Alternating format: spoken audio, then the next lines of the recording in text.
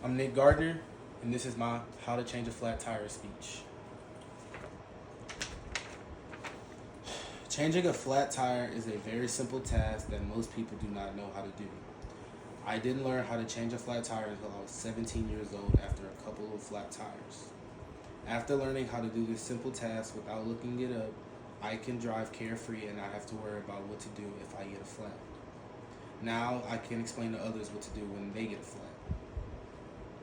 Flat tires are very common amongst drivers and can happen at any time, anywhere. Therefore, it's better to be safe than sorry and learn how to change a flat. I had 2 flat tires around the age of 17 and didn't know how to change them. Luckily, my dad and my best friend's dad helped me on both occasions, and my dad further taught me later at home. You can get a flat tire anytime while driving at any moment, so you should always be prepared, therefore allowing you to be able to manage changing a flat tire. Changing a flat tire consists of 3 easy steps. Secure safety, be prepared with all necessary tools, and follow the directions of changing the tire correctly. First, let's talk about safety. First, find a place to pull over to.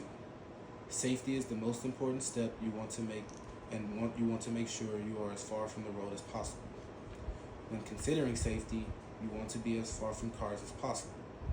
Pulling into places such as restaurants and stores with parking lots are ideal, but there aren't any guarantees that you will always make it there. If you're on a highway and can't make it too far, your safest bet would be to pull over to the safest spot off of the highway. According to Miller Auto Plaza, the ground should be solid and level to keep your car from rolling, and if you're on the side of the road, pull over as far as possible. Now that we talked about safety, we're going to talk about gathering tools. Next, you're going to gather all of the tools needed to change the tire. Typically, they will all be together.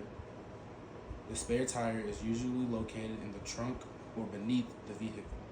The jack and other tools needed to change the tire are typically together in the back of your vehicle. Once you've gathered the tools, you will first lower or remove the spare tire from below or from the back of the vehicle. Then you will begin to remove the flat tire. Most of the tools needed to change a flat will come with the vehicle. Bridgestone Tire recommends 4 specific tools such as a jack, a lug wrench, fully inflated spare tire, and a vehicle manual. If any of these items are not present within the vehicle, they can be purchased at stores or online. Now that we've discussed gathering tools, let's discuss changing the tire. Finally, it's time to change the tire. Without any problems, changing a tire generally should take from 5 to 10 minutes. After obtaining all of your tools and spare tire, you want to remove your hubcap or wheel cover before lifting the vehicle with your jack to make it easy. Driving tests suggest that if your vehicle has a hubcap covering the lug nuts, you will need to remove it. If your lug nuts are exposed, you can skip ahead.